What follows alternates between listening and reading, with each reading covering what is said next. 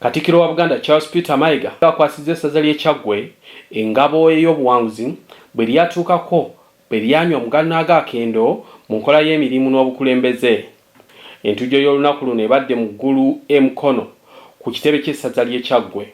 Ntamekwa mu masaza ga Buganda gonna kono Sekiboobo yoga n'abamyuka bo n'abaami n'obukiikolo bonna.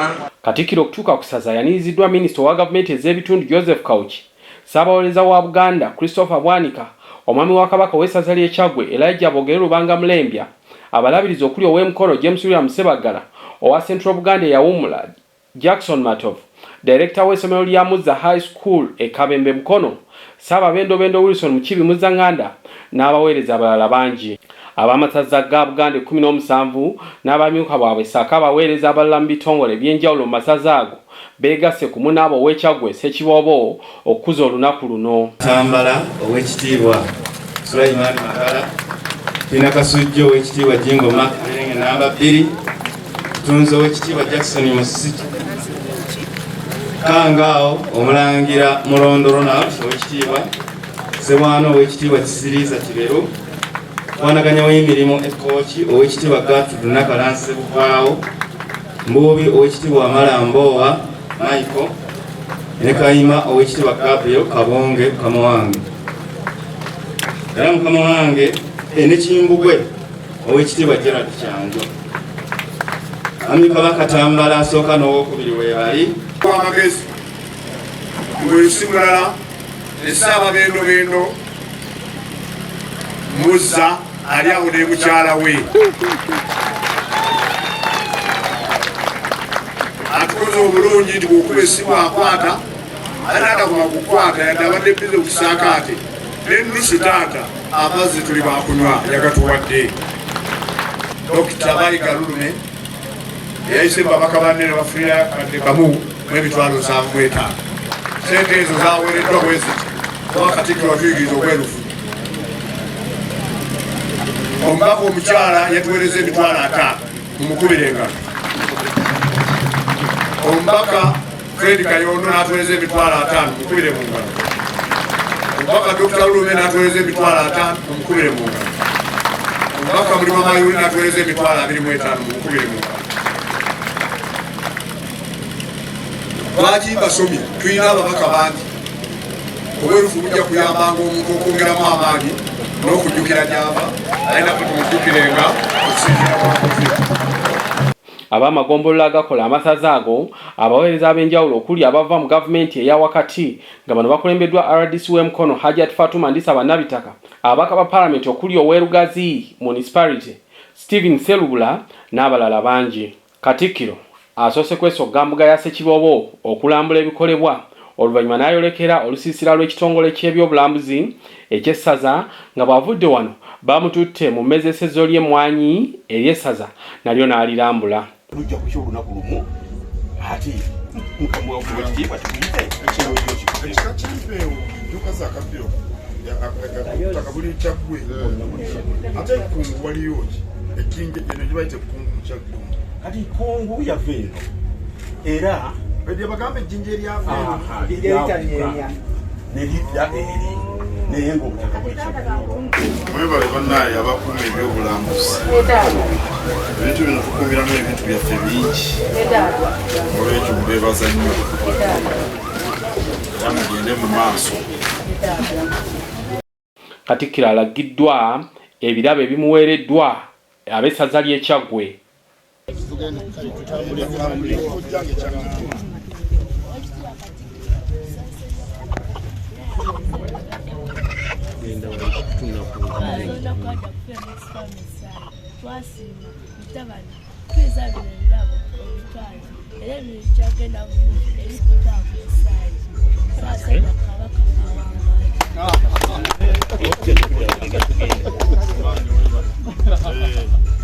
Oyanziza bannange.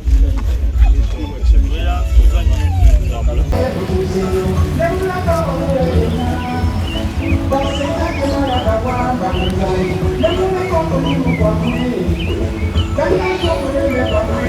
Okuva wano ayolekedde butereevu mu kifo omubadde mwatudde edda abantu ba Kabaka ne bamwaniriza wakati mizira.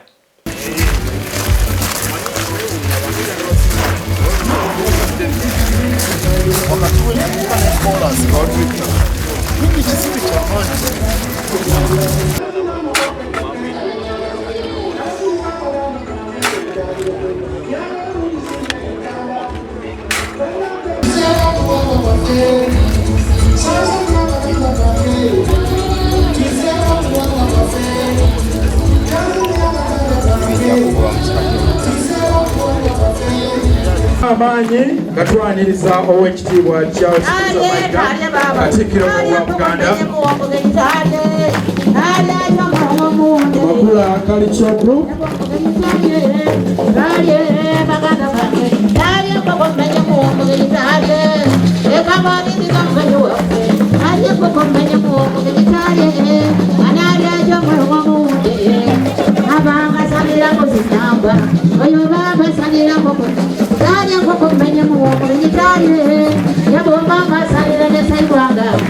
Katikkiro asoose kusanyusibwa abazinyi ab'amazina agamutadde akaseko ku matama.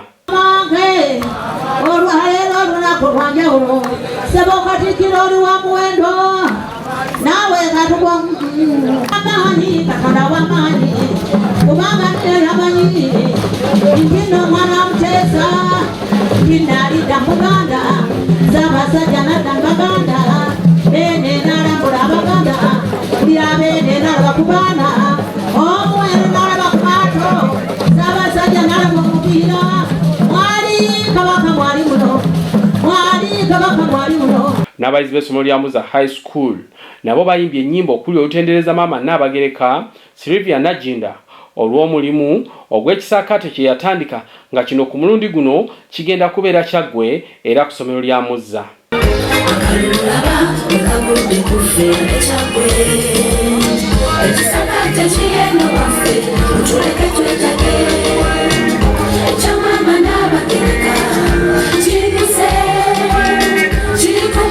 High School, Kabembe Mukono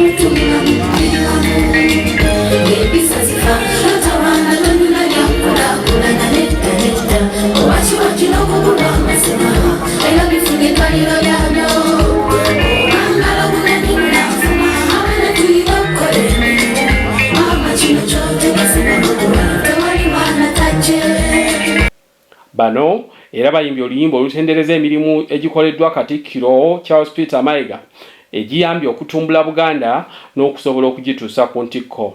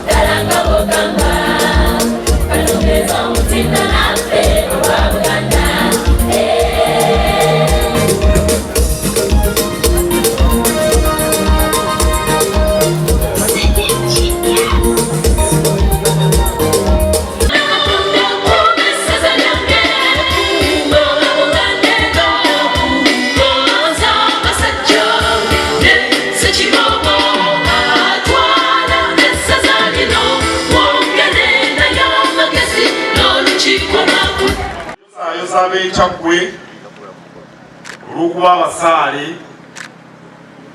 mu buweereza. Omwami wa Kabaka amulamirwa kw'essaza ly'e Kyaggwe Ssekiboobo asomya alipoota n'asiima enkolagana ennungi essaza gye lirina n'abakulembeze mu gavumenti ez'ebitundu okuli mu disitulikiti ey'e Buikwe ne Mukono, n'agamba nti eno y'emu ku nsonga lwaki Kyaggwe guno mulundi gwa kubiri ng'empaka zino eziwuuta buva. Era wano wenjoleza bannakyaggwe baali mu njozaayoza naye nga ekyamazima nze nnina obayozaayoza kubanga obuwanguzi buno tubutuuseeko nga tiimuwaaka. Mwebale nnyo, mwebalire ddala. Njagala okwebazaamu ak'ensusso bakulembeze bannaffe aba gavumenti eya wakati n'okusingira ddala disitulikiti y'e Mukono ne Buikwe titutambudde wamu mu buli nsonga ku mirimu gya Ssaabasajja Kabaka. Era ku nsonga y'ebyobulimi ekitongole kya production Mukono district tubadde tutambula nga balongo okulaba nga tutumbula ebyobulimi mu ssaza ly'e Kyaggwe. Mwebale nnyo, mwebalire ddala. Ku luwalo lwaffe mulabye nti babadde bavaayo nnyo obukulembeze obwo obw'okukwatira wamu bwe butuusizza ku Kyaggwe kino kye tuli olwaleero. Mwebale nnyo, mwebalire ddala. Minisita Kawuki alambuludde biki bye basinziirako okusala empaka z'amasaza zino, n'agamba nti si kunyirira na kuwundibwa kwa mbuga z'amasaza wabula kalonda mungi ate ng'agobererwa okumalira ddala omwaka mulamba. Soogera ddala mukama wange mu 2013 watutegeeza nti ekinazza Buganda ku ntikko kwe kukola emirimu mu nkola ennuŋŋamu era enteeketeeke obulungi. Era n'otutegeeza ekikulu si kukola bintu bali kwoleka ebisobola okusaanawo naye kukola bintu ebibeerera nga tutandikira ku ebyo ebitonotono. Era empaka zino bye tusaani bye tugoberera by'oyinza okugamba ensonga ezitandikibwako mu Luzungu minimum standards ebisobolwa buli omu. Ng'olitasobola kugamba nti olw'embeera gye mpangaaliramu essingo sibisobola oba olw'embeera enzibu eri e Kyaggwe oba e Buddu sibisobola, naye nga buli omu abisobola. Ng'ekibaabula bwe buvunaanyizibwa obuteekebwawo. N'olwekyo zibaamu okwekenneenya enkola y'emirimu mu masaza ng'ekkubo ery'okussa Buganda ku ntikko. Okwekenneenya kuno kubaawo omwaka mulamba, kati empaka z'omwaka ogujja bassebo ne bannyabo ziri we zaatandikira ne tutandika okulondoola buli ekikolebwa mu masaza gano. So sigamba nti omuntu onoogenda ku ssaawa eyo nga misinde nti kati basimbudde mugende. Omwaka bwe gutandika emirimu gitandika. Fenga minisitule tulondoola buli ekikolebwa, ne tulondoola engeri gye kikolebwamu okubeera nti nno ddala nkola nnuŋŋamu. Ne tunuulira okubukala kwa gavumenti ya Ssaabasajja Kabaka ku mitendera gyonna. Tetunuulira ekikolebwa ku ssaza, ne tunuulira ekikolebwa mu ssaza okuviira ddala wansi ku kyalo okutuuka ku ssaza. Awo nno kyenva njozaaliza bannakyaggwe nti obuwanguzi bwali bwammwe mwenna buli omu alina kyekyafa. Ssekiboobo atulaze olukiiko lwe n'enkiiko endala n'ez'amagombolola gye ziri nga obukulembeze buno buwuliziganya bulungi nga butambulira wamu, ng'enkiiko zituula ne ziyisa ebiteeso ate ebiteeso ebiyisiddwa ne biteekebwa mu nkola. Era abantu bannaffe bajja okusala empaka batunula nnyo mu fayiro. Bayinza okusanga nti oli akoze ekintu naye wamala okibabaguza naye kino ky'okoze kiri luddawa wano. Kyetwewala mukama wange ye muntu okumala okukola ebintu ku nkomero n'agamba mbadde mwami wa Kabaka, bye mulaba nze ndabikola mulimu ne ssente zange nnyingi nnyo. Twagala n'ensiba ssente zo nga zirabise wali ne bw'oba owoze mwakkaanya nti onoowola obwakabaka ssente okwenyigira mu mirimu gy'obwakabaka mu nteekateeka nga luwalo lwaffe. Era mukama wange omwaka oguwedde Ssekiboobo ng'omuntu ye yawangula abaami ba Kabaka ku ddaala ly'abaamasaza kukunga abantu okwenyigira mu luwalo. Oweekitiibwa Christopher Bwanika nga ye Ssaabawolereza wa gavumenti y'e Mengo asomye engeri amagombolola gye gakolamu. Oluvannyuma n'asoma n'amasaza ng'obwedda baasoma be bagenda ewa Katikkiro n'abakwasa ebirabo bye bafunye. Mukama wange neebaza amasaza gonna olw'okuba nti geetaba mu kuvuganya omwava Kyaggwe okusukkuluma. Era nsaba onzikirize nzijukize Obuganda nti buli ssaza nga bwe lyakola ngenda kubiyita mu bufunze, naye mbeebaza bonna ab'amasaza buli omu kye yakola kuba teriyo yavaayo nga tafunye bubonero. Nja kutandika kwanjula Buluuli mukama wange. Buluuli yafuna obubonero 14 ku 100 era n'akwata ekifo kya 18 ate era kyalina obumalirivu okwongera okuba nti avuganya. Ssebo Kimbugwe webale. Bugerere yafuna obubonero 21 n'akwata ekifo ekye17. Bwekula yafuna obubonero 22 n'akwata ekifo kya 16. Kooki yafuna obubonero 23 n'akwata ekifo kya 15. Essaza ly'e Butambala lyafuna obubonero 66 ne likwata ekifo kya 3. Essaza ly'e Bulemeezi ne likwata lyafuna obubonero 69 mu kifo ekyokubiri. Awo nno essaza erya Kyaggwe eriri wano ku mbuga eri mu ggulu ne lifuna obubonero 77 amasaza gonna Endo ga Buganda Kyaggwe Ssekiboobo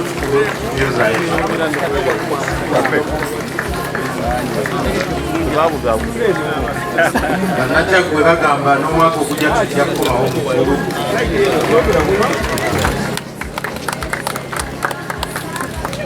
Amasaza ga Buganda gonna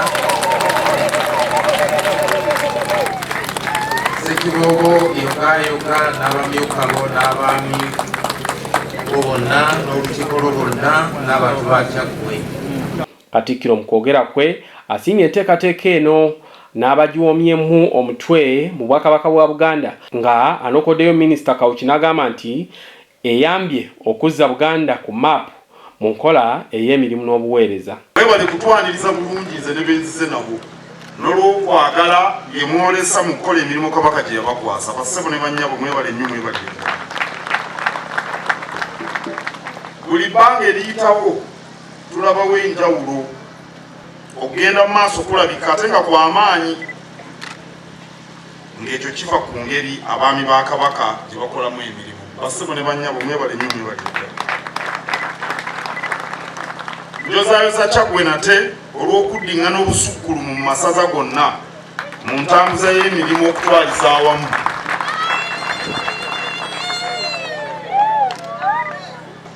Mu ngeri y'enjawulo njozaayoza amasaza agaseeseetuse omutindo gw'obuweereza. Waliwo amasaza agabadde ge tumanyi nga gabeereyo wansi nga Buvuma naye kakati yabadde waya 8. Kasookedde tutandika mpaka zino Buvuma abadde tavangako mu 10 akati wuno wa 8. Ssebo Mbubi webaza nnyo. Nkulisa eggombolola y'e Kawuga eyasukkulumye ku ndala zonna mu Buganda. Saako n'eggombolola zonna ezayoleseza obuweereza obwegombesa ey'e Kakindu n'ey'e Butuntumula. Mwebale nnyo mwebale ddala. Kakindu kiri Busujju, Butuntumula kiri Bulemeezi. Ezitaalabikira ku lukalala tuzikubiriza eggombolola zeerwaneko. Ng'eyange yenzaalwa Ssaabawaali Kotobuddu. Ssebo Kino ŋŋambira olw'eggombolola yeerwaneko. Nange njogerweko gye nzaalwa nti tuli ku mwanya. Katikkiro alabudde abaweereza mu Bwakabaka bwa Buganda okwewala okwesembereza omuze ogw'okulya enguzi. N'agamba nti kino abanaakikola singa kana abatanda n'abagwa mu buufu wa kubanyoola emikono. Buganda ndabirwamu era tusaana okwoleka ensi kyesubwa awatali federo. Muwulira obulyake bungi mu gavumenti eya wakati buyitirivu buli kye boogera. Ne leero amawulire emitwe sente z'ebimema mawuggwe zonna baalyandye temulisomye. Ebyo sitwagala kubiraba mu gavumenti ya Kabaka. Saagala era nabagamba nze gwe nkwata nga wadde abba akakalamu obukalamu munyoola mukono. wadde akatalaamu. Ate Muganda abasiraamu bagamba nti omubbi alina ennaku 4.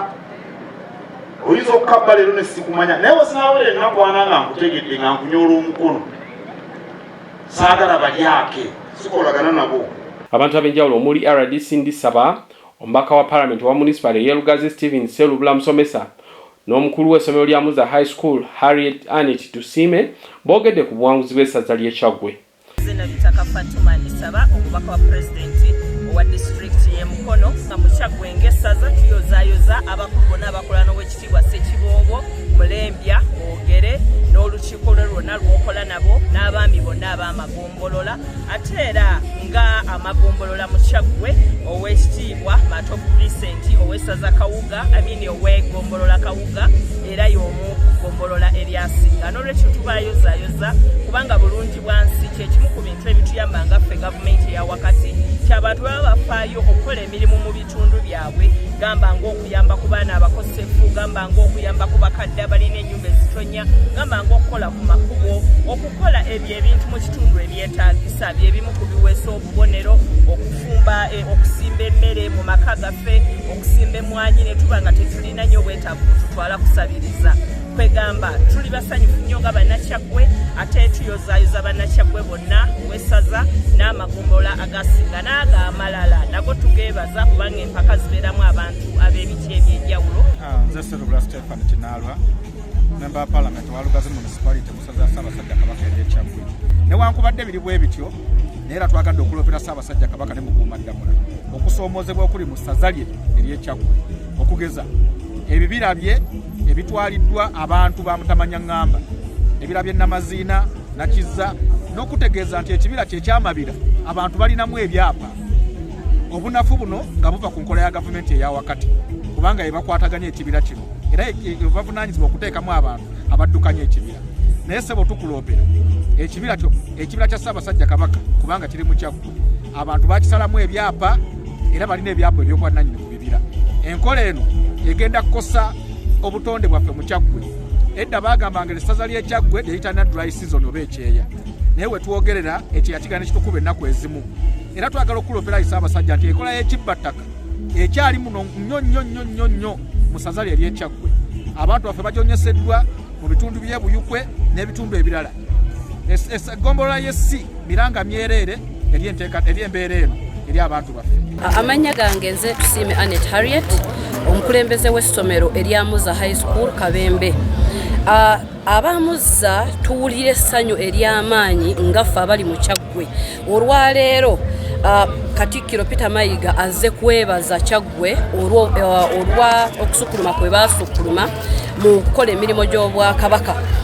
Ffe nga Bannakyaggwe era nga bamuzza tuli mu Kyaggwe era tubadde basanyufu nnyo okwetaba mu kino era tukubiriza abaana abato bonna emiti emito nti beetabe nnyo mu mirimu gy'Obwakabaka kubanga be bakulembeze b'enkya era n'enkubiriza naawo bonna abakulembera amasomero kubanga ffe tulina abaana abato abavubuka envuumuulo era ky'oba baffe abamuzza Katikkiro bwe yalanga obulungi bwansi twetaba mu bulungi bwansi ne tulongoosa ebitundu ebyali bituliraanyeewo ne tugaba ne tukola ebintu byonna era twetabamu nnyo n'abaana tubayigiriza okugaba bakwate balina ebitono babigabire abantu abatalina era twebaza Ssaababendobendo omukungu Bukiibi Wilson Muzaŋŋanda olw'ekyo kyatutaddemu kubanga yo kubeera Ssaababendobendo kitegeeza nti ayina kinene kyakola mu Buganda era ogwo omutima agusize nnyo muffe naffe ne tugusiga mu baana. Katikkiro bw'avudde wano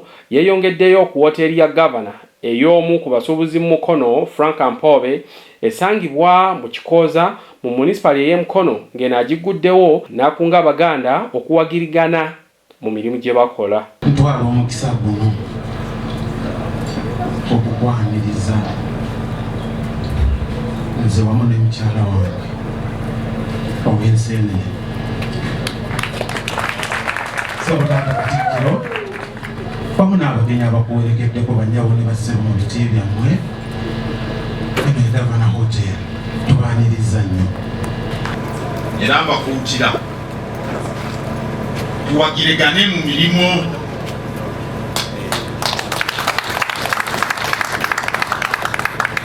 tuwagiragane mu mirimu. Omuganda agamba nti anamma owuwe ekabe bweru balye.